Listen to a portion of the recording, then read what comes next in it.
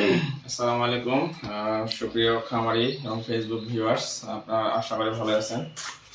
আজকে সকাল সকাল অফিসে আসে ভাবলাম একটা বিষয় শেয়ার করি। লাস্ট কয়েকদিন ধরে এটা ফেস করতেছি হাসপাতালে, গতকালকে এবং ঈদের আগে বেশ কয়েকদিন ফেস করছি এই বিষয়টা আর কি। এখন অনেক খামারি আসে বলে যে হঠাৎ করে হাঁসগুলো মারা যাচ্ছে। আমাদের এই উপজেলায় বেশ কয়েকটা হাঁস খামারি আছে মোটামুটি আর কি, প্রান্তিক মোটামুটি 200, 300, 500, 50, 80, 100 এরকম অনেকগুলো খামারি কালকেও আসছে বেশ কয়েকজন। তো তাদের কমপ্লেনটা হঠাৎ করে মারা যাচ্ছে, কোনো সাইন সিমটম নাকি তারা বুঝতে পারতেছে না আর কি, বা কারণটাকে তারা হয়তো জানে না, বিভিন্ন কারণ। আমার কাছে আসে বলতেছে যে হঠাৎ করে মারা যাচ্ছে, ট্রিটমেন্টটা কি হবে, আসে ট্রিটমেন্ট প্রোটোকলটা আমার কি হয় সেটা জানাতে যাচ্ছে। আসলে মারা তো আর একটা কারণে যায় না, বিভিন্ন কারণে যেতে পারে। টেন্টেটিভ ডায়াগনোসিস না করে তো আর ট্রিটমেন্ট প্রোটোকল শেয়ার করার কোনো সুযোগ নেই।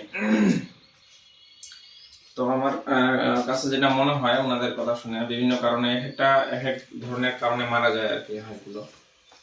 তো আমার মনে হয় যে বেশ কয়েকটা কারণ জড়িত থাকতে পারে আর কি, না দেখে তো এগুলো বলা যাবে না। তো বেশ কয়েকটা কারণ থাকতে পারে, এই জন্য ভিডিওটা তৈরি করতেছি। একটা হলো যে হাঁস হঠাৎ করে সাডেন মর্টালিটি হয়, সাডেন ডেথ হয়ে যায় সাধারণত যদি ভাইরাস জনিত কিছু রোগ আছে সেগুলোতে আক্রান্ত হয়, যেমন ডাক প্লেগ আছে, এটা প্রধান ভাইরাস জনিত রোগ হাঁসের ক্ষেত্রে। এই রোগে আক্রান্ত হলে অনেক সময় হঠাৎ মারা যায়, কোনো সাইন সিমটম শো করার আগেই বা কিছু সাইন সিমটম শো করে যেগুলো খামারিরা হয়তো বুঝতে পারে না আর কি। তারা মারা যাওয়ার একটা কারণ হলো ডাক প্লেগ হলে মারা যায়, এটা নিয়ে বিস্তারিত আলোচনা করবো নেক্সট কোনো এক সময়। এটা একটা। 2 নম্বর হলো আপনার ব্যাকটেরিয়াল ডিজিজ আছে একটা, যেটা হাঁসের মোটামুটি ভালো ভাবে এফেক্ট করে নেয়, যেটা হলো ডাক কলেরা। এরকম ব্যাকটেরিয়াল ডিজিজ, কিন্তু হাঁসেই অনেক সময় সাইন সিমটম শো করা কিছু করে, আবার কিছু করে না, কোনো ক্ষেত্রে অনেকগুলো ফর্মে আছে। তখন হাঁস হঠাৎ করেই মারা যায় আর কি, যেটা খামারি বুঝতে পারে না। খামারিরা আসলে বোঝার আগেই রেজাল্ট চলে আসে যে হাঁস 100টা হাঁস 30টা 20টা মারা গেছে। এর আগে ঈদের আগেই বলছে একজন যে আমার একদিনে 15টা হাঁস মারা গেছে, 90টা হাঁস ছিল ওরা। তো এটা হতে পারে অনেক সময়, এই ডাক কলেরার কারণেও হতে পারে আর কি ডিজিজ। আবার অনেক সময় পরিবেশগত কারণও হয়। পরিবেশগত কারণটা হচ্ছে আপনার মনে করেন যে হিট স্ট্রেস, অতিরিক্ত গরম এর প্রভাবে হতে পারে, অনেক সময় দুর্বল হয়ে মারা যায়। আবার কোল্ড স্ট্রেস, এটা এর কারণেও হতে পারে, কিন্তু ঠান্ডা জনিত কারণে। পরিবেশগত কারণেও হতে পারে, আবহাওয়া জনিত কারণে, যেমন হচ্ছে যে আপনার যে জায়গাটাতে রাখছেন ওখানকার বায়োসিকিউরিটিটা ভালো না। আপনার এই ধরনের সেন্সিটিভ যে বার্ড গুলো আছে এগুলোর জন্য বায়োসিকিউরিটিটা কিন্তু প্রধান একটা ফ্যাক্টর। এই নিয়ে ভিডিও আসবে হয়তো, রেগুলার এপিসোড যখন করবো। তো এই এই ব্যাপারগুলা 3 নম্বরে বললাম যেটা পরিবেশগত কারণ।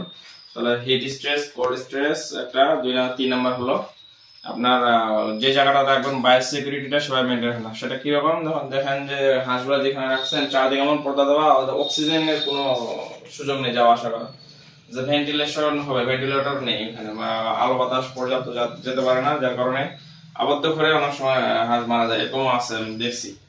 তো এই কারণগুলো হতে পারে, বিষক্রিয়ার কারণও হতে পারে। অনেক সময় আফলাটক্সিন নামে একটা সমস্যা, যে ফাঙ্গাস জন্ম হয় খাবারের পাত্রে বা বিভিন্ন ভাবে আর কি হয়ে যায়।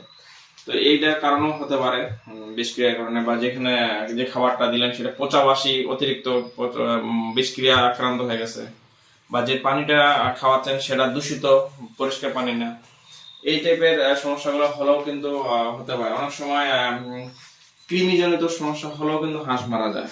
কিভাবে সেটা হচ্ছে আপনার কৃমি হয়ে গেছে দীর্ঘদিন ধরে, আপনারা কি করে খাওয়াচ্ছেন না, কিন্তু হাঁসটা ওই বার্ডটা আপনার কৃমিতে আক্রান্ত হয়ে গেছে। এর ফলে কি হয় যে ওই হাঁসটা দুর্বল হয়ে যায়। দুর্বল হওয়ার কারণে সে আর সার্ভাইভ করতে পারে না, মারা যায়, দুর্বল হয়ে গিয়ে মারা যায়।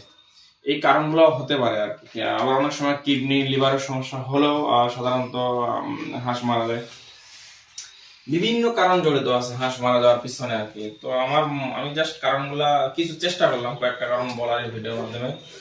যেহেতু খামারিরা বলতেছে মারা যায় কেন হঠাৎ করে, তারা বুঝতেই পারে না সাইন সিমটম কি আসলে যে মারা যায়, সেগুলোর সাইন সিমটম গুলো কি। তো এই যে কয়েকটা বললাম এগুলো হতে পারে। সেজন্য আপনাদের করণীয়টা কি? আপনাদের করণীয়টা হচ্ছে হাঁসগুলা 1 নম্বর করণীয় হচ্ছে যে কোনো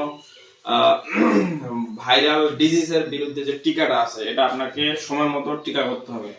অবশ্যই একজন এক্সপার্ট ভেটেরিনারিয়ানের পরামর্শে কোন সময় কোন টিকা দিতে হবে এই জিনিসটা আপনাকে এনশিওর করে টিকাটা প্রদান করতে হবে, 1 নম্বর। 2 নম্বর হচ্ছে ব্যাকটেরিয়াল ডিজিজের কারণে যেটা বললাম, ওটার কারণে আপনার কোন সময় কোন ডোসে কোন রুটে টিকাটা দিতে হবে এটা আপনাকে এনশিওর করে টিকাটা দিয়ে নিতে হবে। তারপর হচ্ছে আপনার পরিবেশগত কারণ যেটা বললাম, এটাকে আপনাকে কারেকশন করতে হবে আর কি।